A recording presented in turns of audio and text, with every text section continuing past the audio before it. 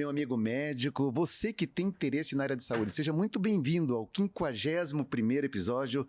Nós estamos no primeiro episódio da 4ª temporada, nosso parceiro oficial, o Eco Medical Center, muito obrigado. E hoje nós temos aqui a presença do diretor do Eco Medical Center, Patrick Gil, seja muito bem-vindo, e também a doutora Viviane de Macedo, infectologista que atua no corpo clínico do Eco Medical. Sejam todos muito bem-vindos. Nós vamos conversar aqui sobre doenças infecciosas, vamos dar uma ênfase muito grande na questão do Covid, o momento que nós estamos, e também nas doenças sexualmente transmissíveis. Seja muito bem-vindo, Patrick. Viviane, seja muito bem-vinda. Muito obrigada. Obrigado, doutor. Obrigado, doutora, pela oportunidade de estar aqui com a gente também. E é sempre bom estar com você, doutor César. Que bacana. Eu fico feliz que a gente está junto de novo, Patrick. Maravilha. Obrigado, né? Você sabe que o nosso objetivo maior no ser médico é sempre trazer informações atuais para agregar a todos os médicos, mas também a comunidade de uma maneira geral, a população leiga. Então, vamos explorar um pouquinho o teu tempo. Agradeço, Viviane, você estar aqui. Eu sei que para o médico o tempo, não que não seja para o pessoal da área da administração, mas é muito difícil, né, o deslocamento. Ainda mais aqui em Curitiba está uma chuva, pessoal. Eu agradeço mesmo a presença de vocês. Viviane. Agradeço também. Me conta um pouquinho, né? Como é que você está vendo essa situação atual do Covid hoje? Fale para nós um pouquinho, se você tiver essas informações de alguns dados, para que as pessoas tenham um pouco de noção de um contexto atual da doença do Covid hoje. Muito bem, então a gente está indo para o 3º ano, né, da Covid-19, e a gente nesse momento entendeu que é uma doença que veio para ficar, né? Mas numa situação diferente daquela que quando a gente não conhecia, de quando começou. Então, qual que é o panorama no mundo, né, dessa doença? Então, a gente tem 668 milhões de pessoas infectadas no mundo, isso oficialmente, então provavelmente devem ser mais pessoas que devem ter se infectado, e mais de 6 milhões de mortes por conta da Covid-19, isso no mundo. Aí no Brasil, se a gente, né, fizer um recorte aqui no Brasil, aí a gente tem 36 milhões de casos com quase 700 mil mortes. Isso ocorreu principalmente no 1º e 2º ano da doença, quando a gente não tinha vacinas, quando a gente não tinha medicamentos. Então, nesse momento, a gente avançou muito, né, principalmente na questão de vacinas, naquele 1º ano. E agora temos alguns medicamentos que podem evitar que a doença fique numa fase mais complicada, mais grave, e temos também alguns medicamentos que podem auxiliar aqueles pacientes que eventualmente estejam indo para uma fase mais grave da Covid-19. Então esse é o cenário agora. Perfeito. Patrick, você hoje deve ter muitas dúvidas, também como eu tenho, né? Mas eu gostaria assim que você explorasse um pouquinho, assim, em termos de o que hoje é o mais curioso em relação ao momento que a gente está. Você consegue, de repente, assim, chamar a atenção dessa fase? Doutor, o que eu vejo, assim, né? Esse papel de ter vindo aqui, apesar de diretor do ECO, é um prazer muito grande estar aqui, como leigo, né? E eu tenho algumas dúvidas interessantes. Hoje eu tenho 2 filhas pequenas, então acho que um dos temas polêmicos estão aí em voga. Bacana. Como é que a doutora hoje vê, do ponto de vista técnico, enfim, de política de saúde pública mesmo, a vacinação das crianças? Bom, isso ficou também bem claro, né? Inicialmente não foi o público-alvo da vacina, justamente porque a maior parte das pessoas que se infectavam iam para a fase mais grave da doença eram os idosos e pessoas com comorbidades, mas com o decorrer da pandemia viu-se que a Covid também gerava casos graves e óbitos nessa faixa etária pediátrica. E no momento, né, seria a doença que mais... a doença prevenível, né, uma doença infecciosa prevenível que poderia ser, então, prevenida com a vacina. Então, é uma doença que leva a óbito e que não tem sentido a gente não ter a prevenção por meio da vacina. Por isso que a Sociedade Brasileira de Pediatria, de Infectologia Pediátrica, enfim, acabou incentivando, pressionando, né, o governo no sentido de trazer vacina para o público mais jovem também, para a faixa pediátrica, né? Então a gente começou aí com 3 a 11 anos inicialmente, agora a gente está com 6 meses a 2 anos e até chegando 3 anos. Então, justamente porque se viu que as crianças, apesar de não ser o público mais importante em termos de óbitos, a Covid foi a doença infecciosa mais importante nesse período da pandemia. Então, matando mais crianças. Então, se você pode prevenir, sejam sequelas ou o mesmo óbito, né, então, por que não vacinar? Então, essa foi a grande questão e por isso que se defende que os pais levem as crianças para a vacinação. E uma coisa muito importante que eu já ouvi, que muitos pais têm medo de levar os seus filhos para a vacina, porque pensam que é um experimento, que as crianças estão passando por um experimento, que isso não é algo seguro. E, pelo contrário, isso foi amplamente estudado. Outros países que já vacinaram amplamente as crianças, viu-se que os efeitos adversos são mínimos e que realmente o óbito pode ser evitado, assim como a evolução grave da doença. Então, não há sentido para ter medo dessa vacina para essa faixa etária também. Desculpa, doutor César, mas uma coisa que é legal hoje, assim, chamar a atenção, né? O cuidado que é o tal do Dr. Google, que eu observo dentro da minha casa, e os grupos de mãe. Então, eu como pai, não que não tenho grupos de pai, é uma responsabilidade muito grande, porque eu me pego em casa, conversando com minha esposa às vezes, vacina, não vacina, e óbvio, vamos vacinar. Essa discussão, não, mas é o filho da fulana que vacinou. Isso é um cuidado muito grande que as pessoas têm que ter, né? Procura um profissional, procura um ambiente onde você se sinta seguro, procure alguém de referência, mas siga a instrução médica, né, de alguém preparado para isso. E o Dr. Google hoje é uma preocupação muito grande que eu tenho, que eu acho que ajuda a levar o esclarecimento para uma certa camada de pessoas, enfim, um momento de vida, mas procurar um profissional é fundamental, né? E a intenção do ser médico é uma dessas, é trazer ao público esclarecimentos de fontes reais, esclarecer o que é possível, o que não é possível, se isso é verdadeiro, se não é. Você tem total razão, Patrick, isso acontece. Agora, me chama um pouco a atenção também que entre os próprios colegas médicos, sabe, existe até esse tipo de questionamento. Não é isso? Isso, a gente tem essa filhos dificuldade. de colegas médicos devem te questionar, e daí, vou tomar vacina ou não tomo, né? Então, para a gente deixar aqui bem claro e bem resumido, sim, deve-se ser vacinadas as crianças. A faixa etária é dos 3? É dos 6 meses agora. Dos 6 meses. Em diante. Exatamente. Tá? O Sistema Único de Saúde está vacinando. Gratuitamente. Carteira de vacinação? Pode ser levada, né? Então, assim, se for aqui em Curitiba, você tem o acesso ao aplicativo e é registrado imediatamente que a criança fez a dose, a primeira dose, e depois ela vai aguardar o intervalo para fazer a segunda dose. Qual que é o intervalo? São 4 semanas. 4 semanas faz a segunda dose. Isso. Tá. Algum tipo de preocupação, de observação, assim, que é importante as mães, os pais saberem que pode, de repente, estar relacionado com a vacina? Como qualquer vacina, isso não acontece exclusivamente com a Covid-19, com a vacina da Covid, pode ter efeitos locais, como às vezes dor no braço, uma febre, uma febrícula, nada muito importante. Uma criança menor, ela vai ficar um pouco mais chorosa, pode de repente rejeitar um pouco a alimentação, mas são efeitos passageiros. Então, normalmente no dia seguinte a criança já se restabelece quando acontece isso. Se a criança costuma ter uma reação importante às vacinas, porque ela já é pensado que ela já tomou outras vacinas, né, até então, pode-se recomendar até o uso de um analgésico, como paracetamol, ibuprofeno, justamente para evitar, se ela já tem esse histórico de ter um pouco mais de efeitos colaterais com outras vacinas. Mas não é nada além do que as outras vacinas podem apresentar. Da Covid é muito semelhante, os efeitos são muito semelhantes. Perfeito. Vamos explorar um pouquinho mais a doutora aqui, né, Patrick? Queremos saber, doutora, em relação ao momento do Covid, qual que são os impactos que está acontecendo com esse momento que está vindo da China? Algo que nós devemos nos preocupar ou não? Sempre é um alerta, sempre que há um aumento do número de casos em algum país ou alguma região do mundo, a gente tem que entender que agora nós vivemos num mundo globalizado. Então, o paciente da China acaba vindo no dia seguinte, já está aqui no Brasil e pode realmente ter circulação dessa nova variante, né? Dessa subvariante da Ômicron aqui também. Mas qual que é a diferença, né, entre a China e talvez o Brasil e talvez outros países do mundo?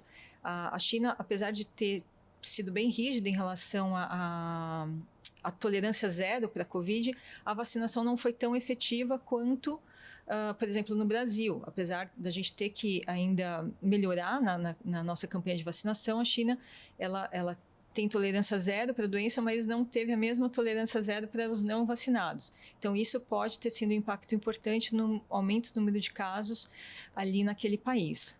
Mas o que a gente tem que fazer? É justamente aquilo que a gente já sabe. É vacinação, observar o momento, se houver um aumento no número de casos, aí voltar com aquelas medidas básicas que a gente já entende quais são, né? Então, estou num local aglomerado, vou colocar máscara, sou do grupo de risco, vou colocar máscara, vou ficar atento à vacinação, às doses de reforço.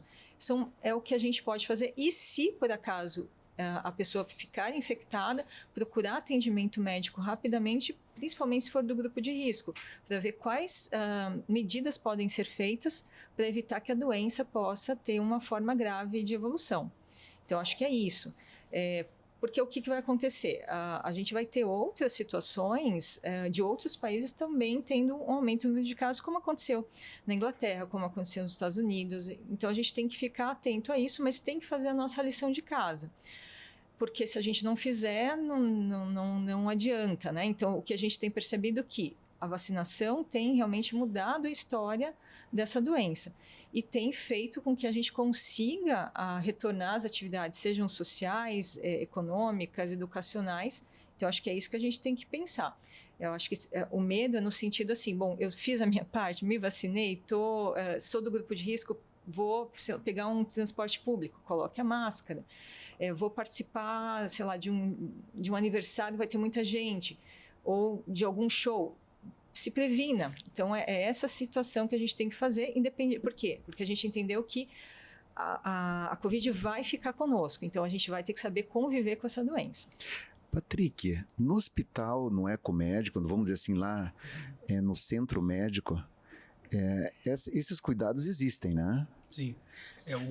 A decisão que a gente tomou lá, né, o corpo diretivo. Conte para nós um pouquinho, como é que vocês estão fazendo lá? Assim, a gente hoje trata dentro do Ecomedical Center como se fosse ainda um ambiente totalmente exposto ao risco, né? Que de fato, as variantes estão aí. Então, apesar de não ter nenhuma norma hoje que obrigue em ambiente privado não hospitalar, porque o eco, vale reforçar que apesar de ser saúde, ele é um ambiente não hospitalizado, né? Não tem ambulância, não tem emergência, não tem leito de centro cirúrgico, não tem paciente de alta complexidade, mas temos todas as especialidades lá para tratar disso. E a gente baixou uma norma que continua sendo obrigatório o uso de máscara. E eu até tomei uma bronca semana passada de uma pessoa da equipe, a gente fica naquela correria, falou, cara, você esqueceu tua máscara. Eu falei, nossa, deixa eu colocar aqui. E dou essa liberdade a eles, né? A regra é para todo mundo, tem que ser cumprida. E pegando um pouco o sistema, eu tenho uma pergunta, até de também interesse pessoal. Dado tudo que se evoluiu nesse período em termos de tratamento, enfim, vacina, prevenção, existe algo hoje que a população, né, eu possa fazer, fora os cuidados de mão, luva, evitar local aglomerado, algum tipo de medicamento, ou vitamina, ou exercício físico que possa ser feito para prevenir, ou seja, aumentar uma imunidade? Nem sei se a pergunta é essa, tá? Como leigo, o que pode ser feito para evitar esse contágio além da vacinação? Algo além pode ser feito? Na realidade, para a Covid-19, é lógico, o que você pode fazer? Ter uma vida saudável, porque a prevenção, na realidade, só com essas medidas que a gente já conhece. Não tem nenhuma medicação, um suco de laranja, alguma coisa que possa prevenir a Covid. Não que a gente tenha conhecimento nesse momento, tá? Mas é lógico, se você tem uma vida mais saudável e a tua condição de saúde é adequada, né, está equilibrada, se você é infectado, a evolução da doença vai ser muito melhor do que uma pessoa que tem comorbidades. Por isso que a gente fica muito atento ou uma vida, né, totalmente desregrada. Então, por isso que sim, não no sentido de prevenir que você fique infectado, mas no sentido de que se ficar infectado, tem uma evolução mais benigna dessa doença. Sim. Então, isso sim. Né? Isso realmente é comprovado cientificamente. Outras situações, isso ainda não tem comprovação. Pode existir muita situação, muita fake news, né? Justamente Dr. Google, WhatsApps, prometendo receitas milagrosas de prevenção, mas isso não é comprovado cientificamente. Hoje eu vejo as pessoas ainda se entupindo de vitamina D, né? Com doses altíssimas, assim. Eu não tomo, mas vejo pessoas se entupindo mesmo, fazendo medicamento manipulado e doses muito altas. Isso não vai prevenir a Covid-19, né? A vitamina D ela é necessária para diversas funções metabólicas aqui do nosso organismo, mas não como prevenção para a Covid. Então, isso precisa ficar claro e não existe, nesse momento, nenhuma vitamina ou alimento que possa fazer essa prevenção. Bacana, interessantes esses dados. Eu gostaria de saber, assim, qual que foi o impacto, o grande aprendizado que nós tivemos com o Covid, especialmente na área de medicina e mais especificamente ainda na relação da infectologia. Teve alguma mudança na questão de conceitual da infectologia, algo que de repente é um marco? Eu creio que sim. Eu acho que a especialidade, no sentido, ficou muito mais conhecida, muito mais visível com a Covid-19. Então, normalmente, apesar de ser uma especialidade já muito antiga, né,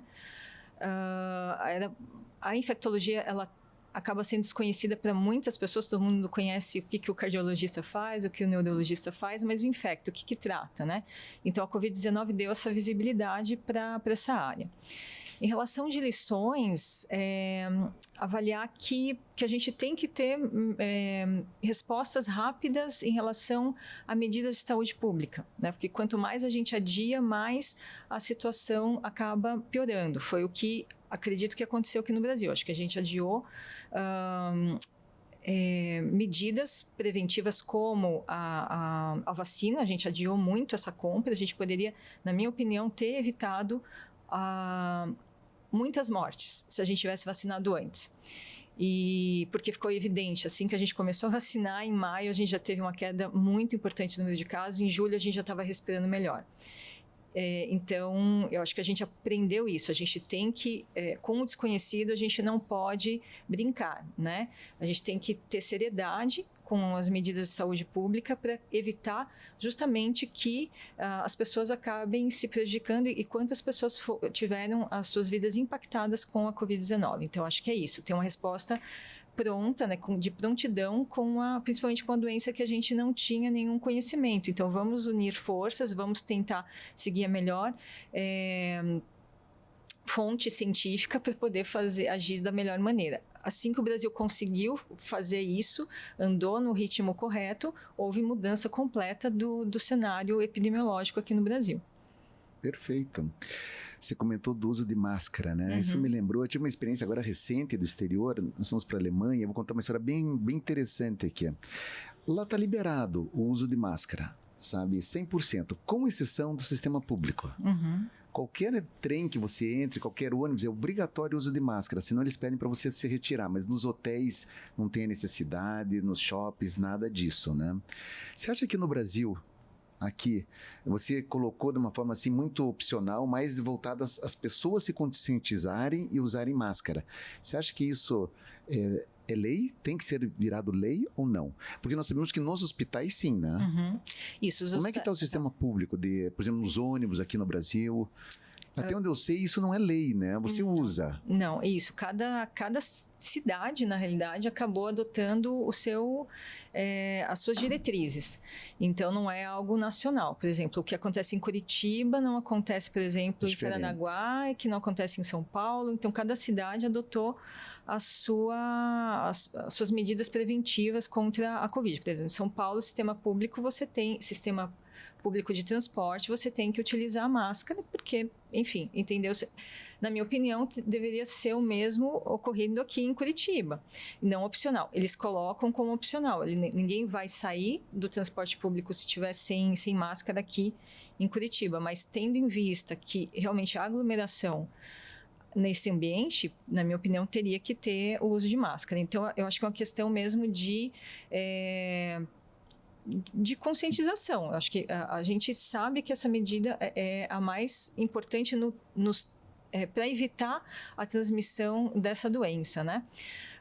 Mais do que a higienização de mãos é a via respiratória. Mas, assim, poderia ter uma lei única para o país em relação a isso? Até poderia, né? O que eles acabaram deixando por uma questão né, de todo governamental também, né, que nós tivemos até ano passado, é deixar livre para que cada cidade tomasse o seu rumo, né? Mas eu acho que seria coerente, né, deixar isso bem estabelecido. Locais de aglomeração, a gente teria que ter essa recomendação.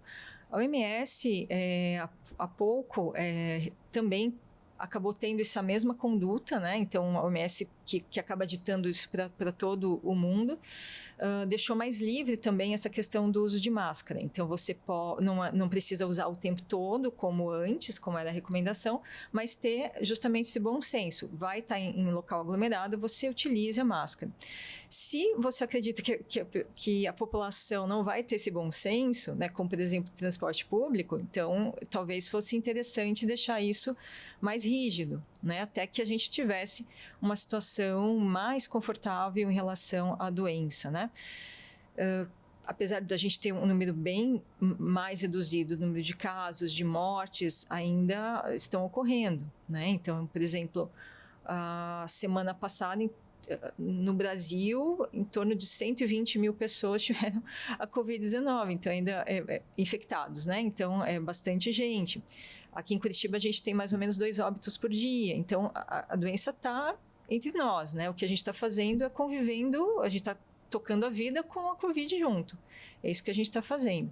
Mas talvez, se a gente não tem realmente segurança que a população vai ter o bom senso, então a gente pode dar o bom senso para a população, né? Perfeito. Eu acho que é isso, não sei. Vou aproveitar aqui também, Iriane, entender de você. Você fez um comentário no início que o Covid veio para ficar. Eu acho. Uhum. Ou seja, nós vamos ter que ter no calendário de vacinação a periodicidade dessas vacinas. É isso mesmo ou não? Eu acredito que sim, tá? Eu acho que tudo está levando ao entendimento que é isso que vai acontecer. É isso que vai acontecer. Eu acho que sim. São 3 anos que a gente não teve a eliminação da doença. Isso. Né? Diferente da Covid, desculpe, do SARS-CoV-1, né? Do MERS-CoV, que foram, né, primos aí da Covid-19, a gente não teve eliminação desses vírus como do SARS-CoV-2 e da Covid-19, como ocorreu nessas outras situações, nesses primos da Covid-19. Então, a gente tem que entender que, justamente, como aconteceu com a influenza. Em 2009, que a gente teve também uma pandemia, só que de impacto muito menor, né, do que a Covid-19, e que a gente tem agora todo ano que vacinar para a influenza, né, começa em março, abril essa vacinação. A mesma, na minha opinião, né, pensando, né, em saúde pública, isso vai acontecer também com a Covid-19. Qual vai ser esse período, né, se vai ser a cada 6 meses, se vai ser a cada 1 ano, vai depender muito de como evoluírem também as vacinas, né? Então, agora a gente tem vacinas, por exemplo, bivalentes, que foram até compradas pelo governo federal e que vão ser utilizadas em públicos-alvos, então em populações-alvo. Então, idosos com comorbidades, profissionais da saúde, justamente porque aí eu já vou ter 2 variantes nessa vacina. Então, por exemplo, então, a que foi comprada pelo governo federal tem a variante BA4 e BAS5 da Omicron, que são as variantes que estão mais circulando aí pelo mundo. Mas pode ser que daqui 6 meses não sejam mais essas. Seja outra. Exatamente. Né? Então, eu vou ter que ter atualização dessas vacinas o tempo todo, como acontece com a influenza, porque as vacinas da influenza, ela acaba mudando ano a ano. Então, a mesma coisa vai acontecer provavelmente com a Covid-19. Agora, se vai ser a cada 6 meses, se a gente vai conseguir deixar um calendário anual, isso vai depender muito de como a doença vai evoluir. Exatamente. Aproveitando esse assunto de vacinação, hoje, você vai fazer uma viagem internacional, eles pedem somente 2 doses. A dose original é de reforço.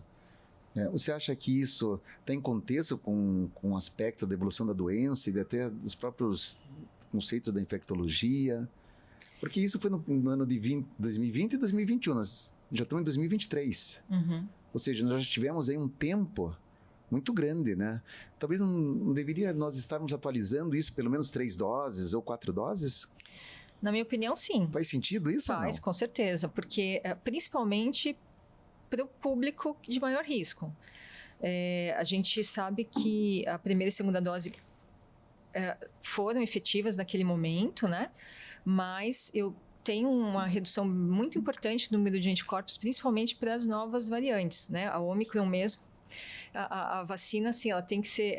por exemplo, eu tive contato com a Omicron, faço vacina, eu tenho anticorpos ali por aproximadamente 5 a 8 semanas, com bom nível, e que acaba reduzindo gradativamente. Então, imagina isso já com terceira, quarta dose de reforço. Imagina com quem se vacinou com a primeira e segunda dose, isso já há 2 anos, né, que vai completar aqui no Brasil.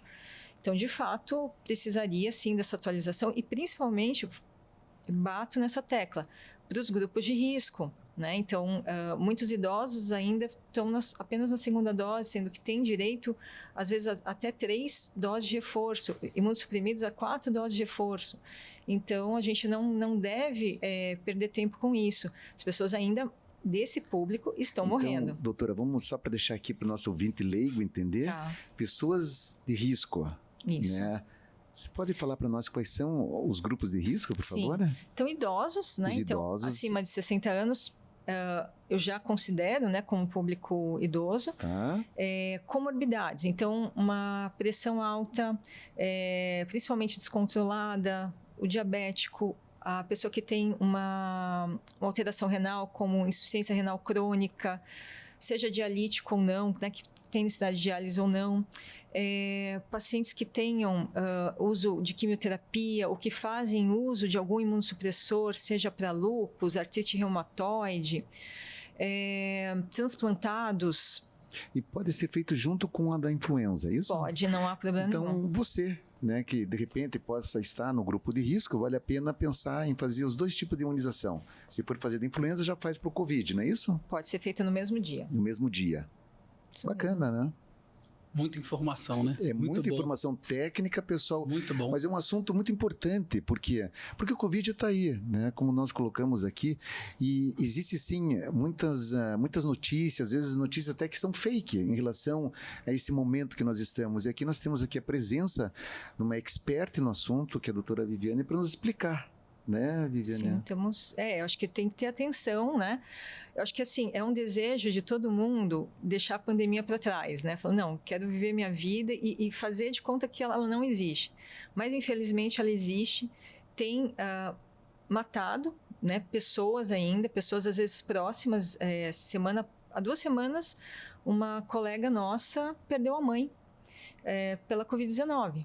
Né? Então, assim, pessoas que estão próximas da gente estão sofrendo ainda com a doença. Depois de 3 anos, você ainda perdeu um ente querido, né, pela Covid-19, isso realmente causa um impacto muito grande, né? Então, saber que isso ainda existe e que a gente precisa ter atenção. Maravilha. Patrick, você tem mais alguma dúvida? Eu aprendi um monte aqui sobre Covid. Não, aprendi um monte. É importante a gente não menosprezar, né? Acabou, não acabou. Tá aí, temos que estar atentos, se cuidar. Eu também tive um caso na família agora, fim do ano, e foi rápido, né? Sou relativamente saudável, irmã do meu padrinho, e foi muito rápido, coisa de 1 mês. Faleceu Evoluiu também, rápido, muito né? triste. Então, ela tá aí. E é uma doença que não tem classe, né? Não existe essa bobagem. Todo mundo ficou acometido. Então, você viu pessoas de alto poder aquisitivo. Paulo Gustavo agora tem até um documentário super bacana dele, e um cara incrível foi embora, então tem que se cuidar. E eu tenho uma última pergunta, se tiver oportunidade. Com certeza. Hoje você avaliando assim o Eco Medical Center como ecossistema de saúde, o que o Eco Medical Center, não só para Covid, né, mas para a especialidade da infectologia, você entende que o ambiente desse ele pode ajudar, agregar, enfim, o que o Eco Medical Center hoje na infectologia você vê com bons olhos assim? Ali a gente tem um sistema integrado, né? Acho que isso é uma situação importante. É um sistema de operacional, né, em relação à saúde diferenciado. Então, você pode chegar ali, né, com uma queixa relacionada à Covid ou não, ser atendido, né? Mesmo que você não tenha agendado anteriormente, se o médico estiver disponível, você é atendido. Ali você tem exames laboratoriais também disponíveis, que você pode fazer naquele mesmo dia, né, sem ter que esperar por outro dia. Tem exame de imagem. Então, essa integração, sejam de exames laboratoriais, exame de imagem e de outras especialidades, acho que facilita muito. E fora que o ambiente é muito agradável. Então, você está doente e ir para um local que te acolhe bem, isso melhora já a tua saúde, né? Então, esse ambiente acolhedor, né? Também faz com que a pessoa se sinta, né, mais segura até para ser atendido ali. Então, acho que essa proposta do Eco Medical Center é muito interessante, né? E realmente, quando eu atendo o paciente, eu já ligo para o laboratório, vejo se está disponível, tem tal exame. Se não tiver, vamos tentar colocar no quarto andar, já está funcionando ali a tomo, vamos tentar já fazer a tomo. E a gente já conseguiu, nesse sentido, às vezes fazer diagnóstico no mesmo dia. Né? A gente teve um caso de um paciente com uma febre de origem indeterminada, jovem, de 40 anos, uma febre de origem indeterminada, que foi atendido inicialmente pelo Dr. Azuma. A doutora Azuma falou, não, vamos explorar mais a parte da infecto, encaminhou para mim. A gente fez também exames, no mesmo dia o paciente fez, mais alguns exames laboratoriais, fez a tomografia, o radiologista já laudou, já discutiu comigo, com a doutora Azuma, e a gente fechou o diagnóstico. Então, isso ali, né, em menos de 24 horas, o paciente já conseguiu receber o tratamento e teve melhora clínica. Então, eu acho que essa integração ela é interessante, né? E eu acho que todo mundo, né, que trabalha ali precisa saber, olha, a gente tem essa possibilidade de comunicação. Maravilha. Interessante, né, doutor César? Hoje há 2 anos na área da saúde, migrei para esse lado, muito bacana, por sinal, um aprendizado muito grande. Eu não tinha noção, e talvez muitos dos leigos que estão aqui não tenham, como que a medicina ela foi compartimentando em subespecialidades, né? Então, você veja, a doutora como infecto, doutora Azuma como clínico geral, com uma experiência de 38 anos aí dentro da área da saúde, já conectou com a imagem, já conectou com o laboratório. Então, realmente, para o paciente, e assim, a gente montou, é legal ouvir isso, porque a gente montou muito pensando no paciente, né? O nosso cliente final é o paciente. Então, como é que a gente vai fazer ele resolver a vida num só lugar? E aí o depoimento da doutora deixa a gente muito feliz. Então, parabenizar toda a equipe, que a gente acorda, dorme, às vezes não dorme, mas pensando como conseguir fazer o público que chegue lá resolver tudo o mais rápido possível e ter resolutividade. Que essa coisa da multidisciplinariedade, que é uma palavra difícil de falar, é muito interessante como a medicina continua evoluindo, né? Eu estou rindo, por exemplo, o IPO, nosso primo irmão ali do lado, tem 14 subespecialidades.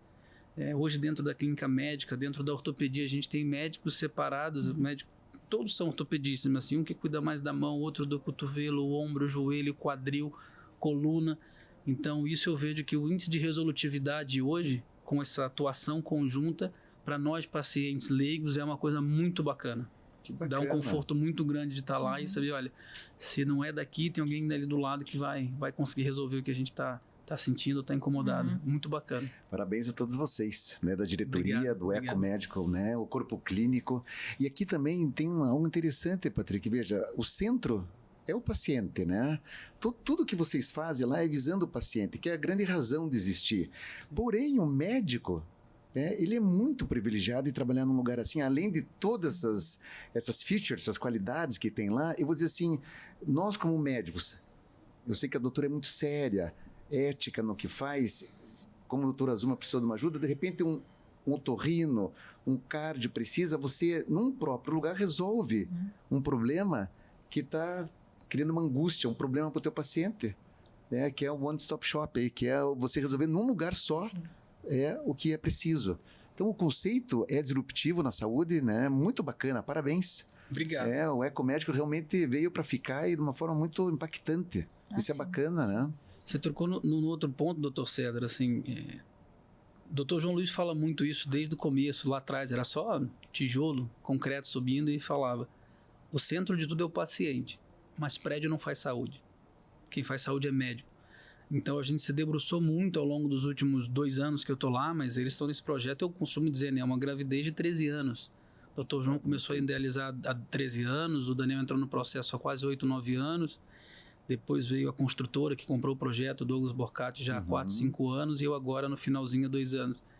Então, ele sempre falou muito isso, sabe? A importância do médico tá focado para cuidar do paciente. Então, a gente montou uma estrutura hoje lá, né, bem complexa. A gente começou a montar a equipe 1 ano e meio antes do prédio inaugurar. Foi um investimento grande.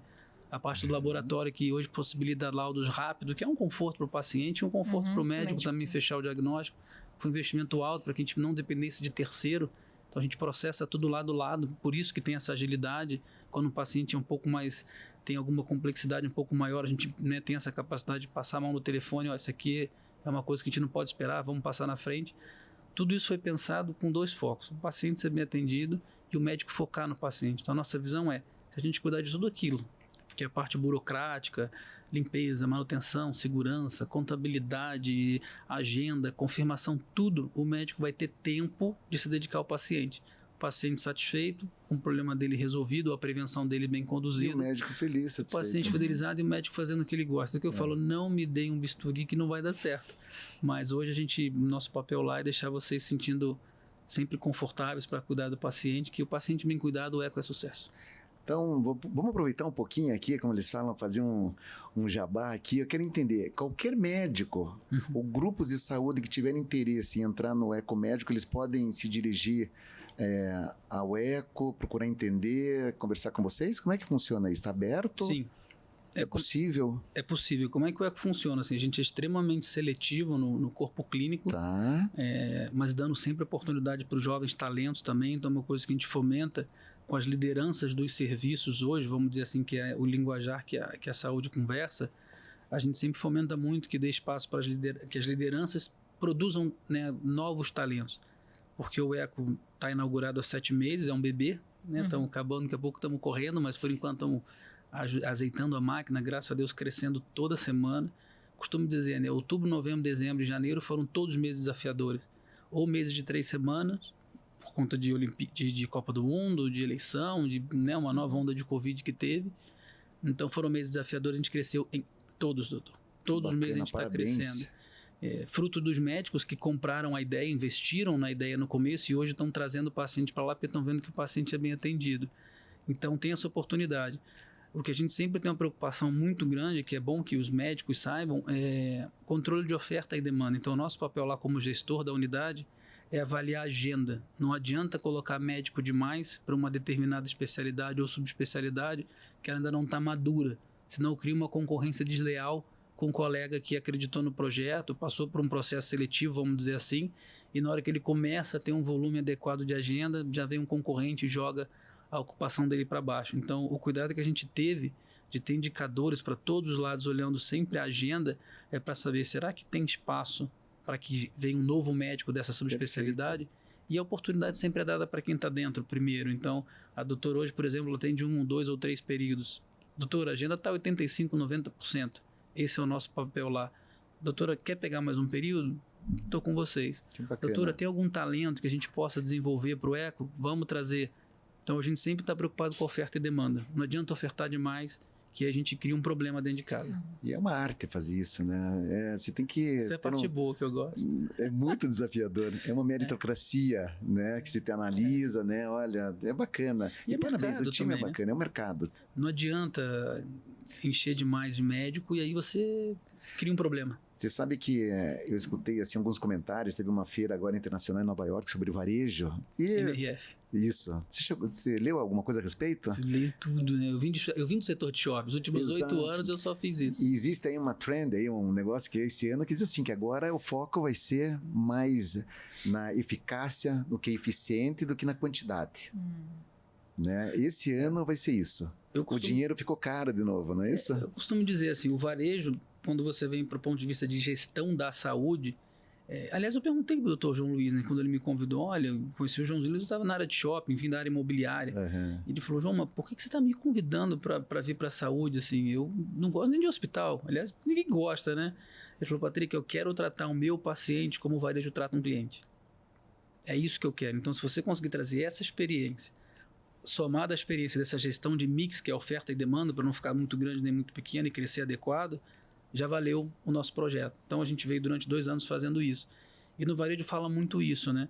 Há 10 anos atrás, você queria comprar um tênis de uma marca X, vamos dizer que uma Nike, era do jeito dele. Hoje você entra no site da Nike e você bota o seu nome no tênis, você escolhe a cor que você quer. E eu acho que a saúde está caminhando para isso, né? As pessoas adquiriram conhecimento, cada uma forma-se mais médico, a concorrência aumenta, o funil aumenta, então gente muito boa está crescendo. E o paciente hoje, 80% do paciente, César, que está agendado no consultório de vocês, ele já sabe tudo sobre você. Ele entrou na tua rede social, ele jogou no Google, ele viu tua nota, ele já sabe o medicamento que em tese ele deveria tomar. Esse é um dado recente. 77% das pessoas já entraram na internet para saber quem você é. E você sendo recomendado por um colega de confiança dele. Então, assim, é óbvio que médico nenhum sério como vocês, que a gente seleciona no Eco, vão, né? Eu costumo, o Azum fala umas histórias interessantes. O Dr. Azum é muito engraçado, muito firme também. Mas eu acho que o paciente está qualificado. Então, para você atender hoje esse paciente, não adianta só atender e só receitar. Você tem que ter a visão de servir. Ele hoje tem alternativa, né? Então, antigamente você tinha uma marca de tênis, hoje você tem 200. Você tinha 2, 3 médicos bons, hoje tem mais. Então, eu vejo que os médicos têm se destacado muito, e o Eco, a gente consegue enxergar isso muito bem, é o médico que está disposto a servir. É impressionante a produtividade, é lá em cima. E aí é um pouco disso, né? Cada paciente é de um jeito, então ele atende um de um jeito, outro de outro, mas sempre mantendo a ética, né? Como ali a mola mestra da vida dele. Sensacional, né? Isso, na verdade, o servir antes do receber sempre existiu, né? No sucesso das pessoas, né? Quem tiver esse mindset... por isso que a profissão médica é muito valorizada, porque ela serve muito, ela se doa muito. Então, de uma forma indireta, nós já somos reconhecidos só pelo fato de sermos médicos. Sim. Que isso é muito bom. Né? Se o médico for ético, melhor ainda. Né? Serve com ética, com tudo... Respeito, né? Com respeito. Nós fugimos aqui um pouquinho do assunto, mas acho que é bacana, né? Entender e discutir essa questão da importância do varejo, né? Dessa questão do ecomédico como um centro de opção de integrar todas essas especialidades e servir. Essa questão comercial para o médico, ele é importante, sabe, doutor? Né? A gente, como médico, a gente pode dizer assim, que a gente tem que estar antenado. Aí, outra coisa que eu escutei que achei sensacional, nós vendemos serviço. Nós não podemos fugir, essa palavra parece ser agressiva para o médico, mas é uma venda. Concorda comigo, Patrick? É fidelização do paciente, você não tratar ele bem. E hoje, se quer vender, converse. Você tem que ser diferenciado, né, nesse sentido. Eu digo assim, não existe mais aquela venda do serviço de 1 minuto. Não tem mais tirar pedido de pão, né? Não tem. Não dá mais, não tira pedido. Estou falando besteira, Patrick? Você é o homem do varejo, do comércio. O que é legal hoje, assim, olhando até para a saúde, a gente hoje controla muito os indicadores de produtividade do Eco, não é para saber quanto ele fez, quanto ele não fez, é para entender como busca excelência. Então, assim, se eu tenho um médico que está atendendo muito, eu tenho uma preocupação. Será que ele está entregando qualidade? Então, a gente olha também para métricas de qualidade, né? Qual a índice de satisfação desse paciente que passou naquele consultório? Temos reclamação. Então, o ponto ótimo que a gente quer buscar sempre é esse. O cara que atenda bastante, mas dentro, né, de um tempo adequado. Né? Eu sou o paciente dos 5 minutos. Então, para mim, adequado é 5. Tem paciente que quer conversar 1 hora. Então, essa questãozinha que eu acho que o varejo tem e que a saúde, graças a Deus, está evoluindo muito, né? Vejo o doutor que faz um trabalho interessantíssimo e legal sobre isso. Acho que até um dos pioneiros nesse sentido, né? E hoje muita gente seguindo, eu acho muito bacana. Obrigado. Vejo a doutora que atende lá, então a gente sabe, né? O índice de resolutividade que ela tem, enfim, a satisfação do paciente. Eu acho que é isso que a gente fideliza. É isso aí. É que eu brinco lá, né, doutora? Assim, eu sou bem firme com a equipe. Falo, gente, servir como saúde, atender saúde, o médico é obrigação, não é favor. Agora, atendê-lo bem é um diferencial muito grande. Muito grande. E estou falando como paciente. Então, você chegar num consultório hoje, um ambiente frio, né, umas revistas velhas para você ficar rodando, um Wi-Fi que não funciona, uma televisão de tubo que não tem imagem, o médico que não é cirurgião, que não teve um problema, todo mundo pode ter problema, deixa você esperando muito tempo e não te explica o porquê que demorou. Demorar às vezes não é problema, mas explicam, olha, tivemos um problema, o doutor está numa intercorrência, ele é cirurgião, está vindo do hospital XYZ. Eu acho que é essa forma, né? Tipo, voo atrasa, você recebeu uma mensagem de desculpa, às vezes é suficiente. Agora, eu acho que não tem mais espaço para isso. Hoje você tem que servir o paciente além de ter a obrigação de ser um excelente médico, e como eu tenho a obrigação de ser o melhor gestor possível, isso é minha obrigação. Eu sou pago para isso, não é favor nenhum. Mas a gente quer ir além. A gente quer sempre ir além. E aí está a fidelização para mim, é o serviço, é o ir além. Perfeito, excelente. Aí, tivemos até a oportunidade de ouvir do gestor do Ecomédico Centro os segredos, né? Algumas dicas de como fidelizar o cliente. Obrigado, Patrick, Desafio grande. Pela tua contribuição, não só a minha aqui, a nós, né, doutora, mas a todos vocês, colegas médicos aí, que ele está vendo aqui, aspecto fundamental do ponto de vista do paciente, né? O que o paciente precisa, o que o paciente quer, o que ele procura. Muito bacana. Doutora, voltando aqui à nossa aula de infectologia, Pois não. o que é que nós podemos fazer hoje para aumentar nossa imunidade ou para ter uma qualidade de vida melhor, né, em relação à prevenção de doenças? Bom, eu acho que isso não é mais segredo para ninguém também, porque é amplamente debatido, né? Então, Perfeito. aquilo que normalmente você escuta no jornal, na internet, durma bem, pratique exercício físico, melhore a sua alimentação, é isso. Não há outros mistérios, né? Isso tudo já foi desvendado. E por que as pessoas não fazem isso, né? Tem três coisas, né? Se alimentar bem, né? A grande maioria das pessoas mal se alimentam, né?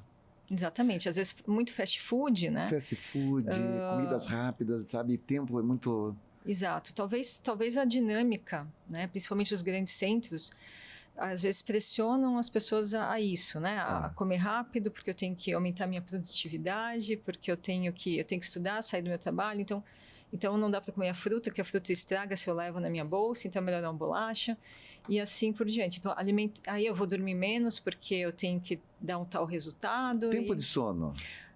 Assim, cada um tem o seu, mas pelo menos 8 horas, a média 8 horas seria. Tem gente que fica bem com 6, tudo bem. Com 7, tudo bem. Mas entre 6 e 8 horas seria o combustível, né? Para a pessoa poder ter a regeneração celular de forma adequada, assim como a alimentação tem o mesmo papel. E exercício? Exercício físico. Porque o exercício físico, ele acaba liberando, né? Alguns hormônios, né, que substituem o que? Os antidepressivos, né, que muitas vezes a pessoa acaba tomando antidepressivo porque não está aguentando aquela rotina. E o exercício físico e uma alimentação, às vezes, saudável, né, por exemplo, um tablete ali de chocolate, ali, um pedacinho só, libera serotonina, que é equivalente a um antidepressivo que você toma. Então, essas pequenas atitudes podem fazer uma melhoria muito importante na qualidade de vida. Então, eu não quero aqui fazer nenhum tipo de provocação grande, mas eu acho que se nós focarmos em qualidade de vida, nesses 3 pilares, mas focar mesmo, Isso. fazer disso uma mudança na vida da gente. Eu acho que é um caminho, não é? Com certeza. E aí responde, né, aquela pergunta do Patrick. Como é que eu previno não só a Covid, outras doenças, né? Porque a Covid é apenas uma delas. Eu posso ter outras doenças virais, bacterianas, mentais, doenças não infecciosas, né? Então, é um segredo, não é segredo, né? Na verdade, todo mundo já sabe que é isso, mas eu acho que falta justamente esse empenho, né? Não, eu preciso... como é que eu posso, dentro da minha vida, né, no meu ritmo de vida, tentar adaptar firmar esses 3 pilares, né? Acho que é isso. Maravilha. Vamos falar assim um assunto que é muito polêmico, mas é muito importante, que são as doenças sexualmente transmissíveis. Tudo bem. Você sabe que isso é um assunto que vem desde o primário, né, das escolas. Eles estão já batendo forte. Na nossa época, eu acho que eu sou mais velho que vocês aqui, acho que eu não sou, eu já aprendia sobre DST, doença sexualmente transmissível. Como é que está hoje esse contexto, assim, de uma forma geral? O que a gente tem que se preocupar mais? Porque hoje a gente não fala tanto em HIV mais, né? Então, gostaria de saber o que hoje é uma preocupação maior? É o papiloma, HPV, nas adolescentes, nos meninos? O que a senhora pode nos passar de informação, assim, um up-to-date? Na realidade, o que a gente tem visto na última década, principalmente? Apesar de não ser uma preocupação, mas o HIV e sífilis tem aumentado bastante no público de 15 a 34 anos. Teve um aumento bem expressivo, né? Perfeito. Principalmente em homens que fazem sexo com homens, mas também a gente tem bissexuais, isso acaba indo também para os heterossexuais, dependendo do local, né? Da região do país.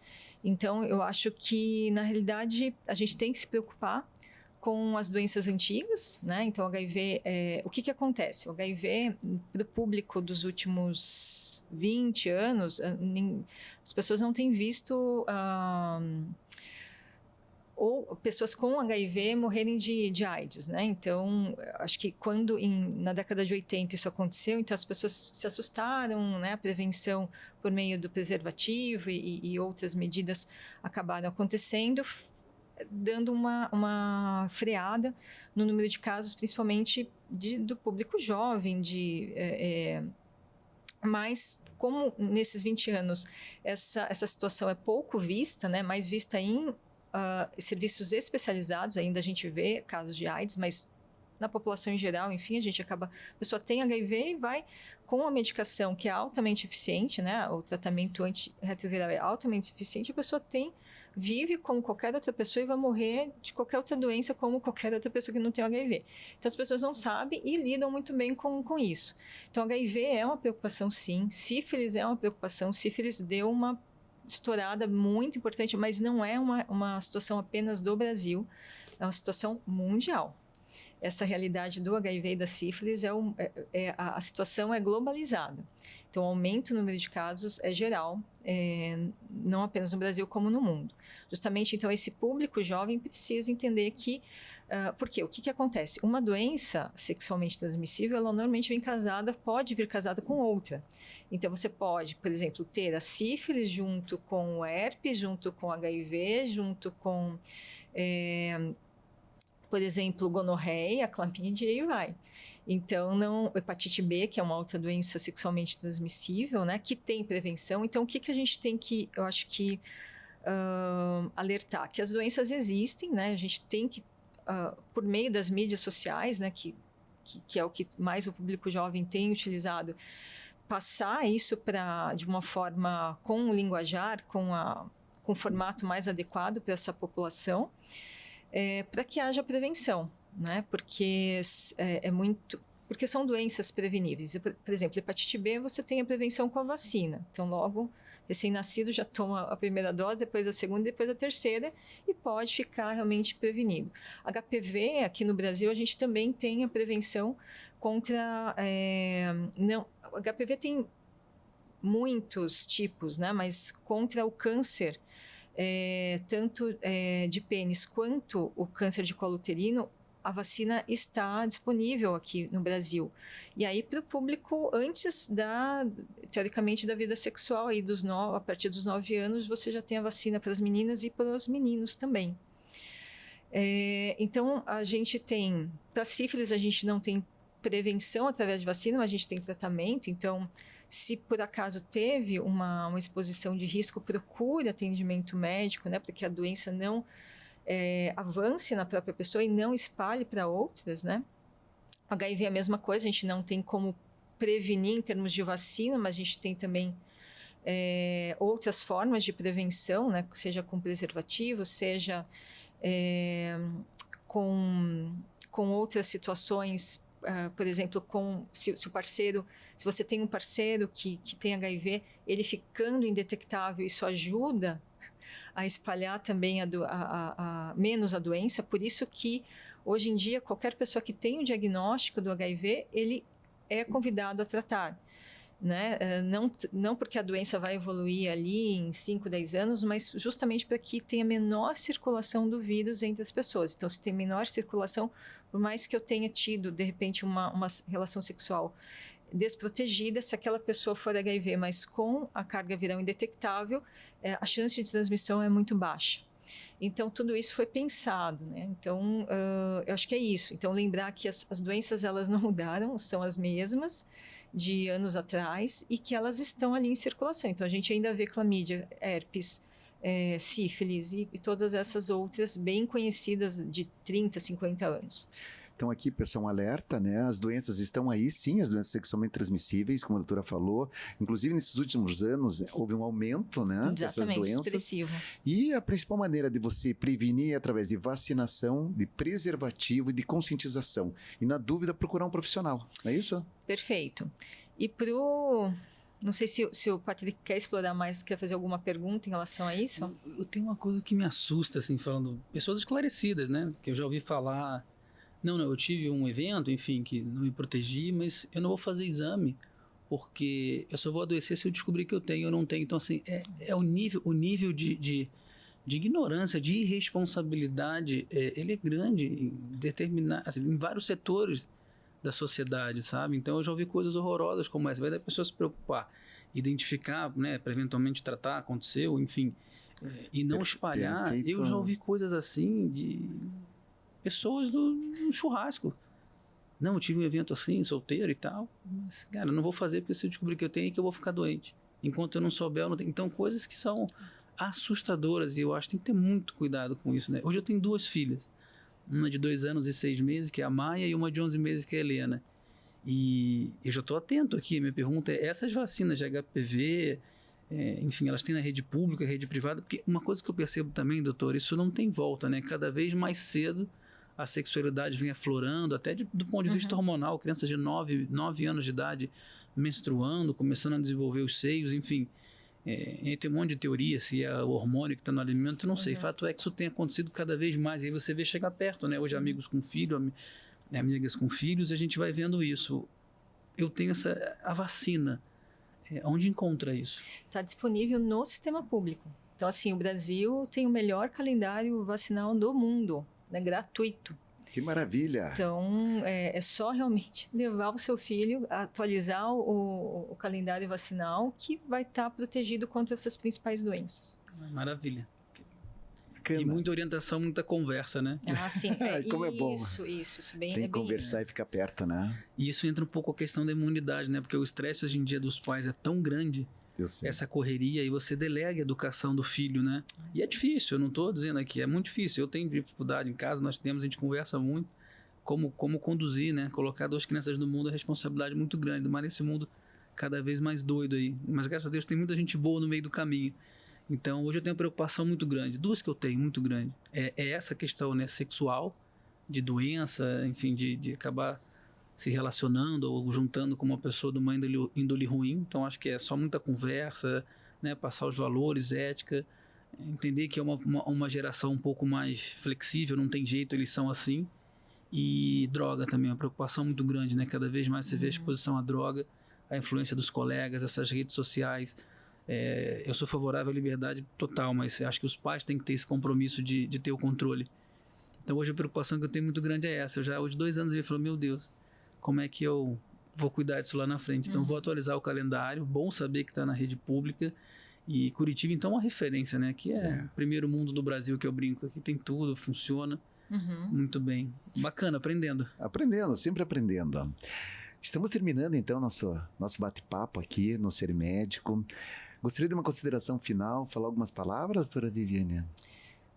Agradecer mais uma vez, né, a participação no Ser Médico, é a minha segunda participação aqui. É verdade, é a segunda participação. Obrigado. Eu agradeço o convite. Dessa vez foi um assunto mais técnico, né? A primeira vez foi um bate-papo mais sobre a história, né? Como cheguei até aqui. A doutora Viviane por trás do jaleco, a tua jornada, bacana. Exatamente. Agora a gente conversou sobre um assunto técnico que eu amo, né? Eu amo infectologia, né? Tô muito satisfeita com essa especialidade. E acredito e gosto muito da infectologia justamente porque é uma especialidade que trabalha com assuntos muito importantes da saúde pública, né? Justamente como foi bem comentado aí com os 2 especialistas, tenta servir, né, a sociedade, tentando tornar, né, as pessoas com maior responsabilidade, com melhor cidadania, né? Então, eu acho que isso é muito importante. Eu acho que ter atenção, dentro da infectologia, a gente tem que ter atenção às notícias, procurar fontes confiáveis, seja para a questão da Covid, que surgiu tantas fake news que trabalharam muito o tratamento e mesmo a prevenção de evolução grave dessa doença. Então, acho que dentro, não só da infectologia, mas qualquer área, mas pensando aqui na minha especialidade, que acabou sendo muito bombardeada, né, nesses últimos anos, procure fontes confiáveis, né? Se você quer procurar a internet, você está ali disponível, né?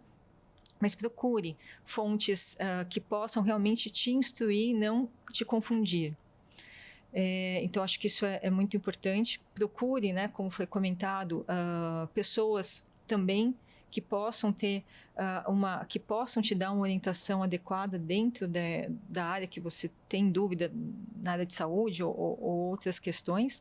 Então, acho que essa mensagem, né? Então, dentro da infectologia, a gente tem muitas doenças de impacto na saúde pública, que acabam trazendo restrições, que acabam trazendo muitas vezes campanhas de vacinação, que você tem que mobilizar populações, e saber que todas essas ações são, na realidade, não para prejudicar as pessoas, mas sim para prevenir doenças ou trazer uma melhor qualidade de vida para a população de uma forma geral, né? Então, eu acho que a infectologia acabou sendo conhecida nesses últimos anos e eu acho que essa é a mensagem, né? Vamos tentar ter sobriedade e tentar buscar fontes confiáveis para a melhor informação possível. Muito obrigado, parabéns por essa visão coletiva e não só individual, né, do indivíduo, vamos dizer assim, do paciente, mas de uma questão de sociedade, de comunidade e passar essas mensagens. Obrigado, doutora. Agradeço. Patrick, uma mensagem final, Doutor, é sempre um prazer muito grande hoje aqui na Também é a segunda vez, né? Segunda vez. Que honra. Obrigado. Eu que agradeço demais a vocês, assim, hoje na função do leigo eu sou um faminto por aprender, né? Então gosto de ler, de estar usando e saio daqui conhecendo um pouquinho mais do trabalho da doutora que está com a gente, que faz um trabalho incrível. Agradecer, né? Porque vocês médicos têm uma vida bem puxada, né? De estudo, responsabilidade. Eu fico pensando lá, 6, 7 anos estudando, mais uma residência, mais um fellow, mais atendendo um monte de gente para ver o paciente curado. Então é uma profissão muito nobre. Só agradecer. Agradecer a você, César, pela oportunidade, né? Tem sido muito bacana esse trabalho que você está desenvolvendo, do ponto de vista empresarial, do ponto de vista médico. Eu acho que fomentar essa turma a sair da zona de conforto e olhar para si como algo maior do que só a medicina, que já é muita coisa. Agradecer a toda a equipe técnica aqui, uma recepção incrível, um ambiente maravilhoso.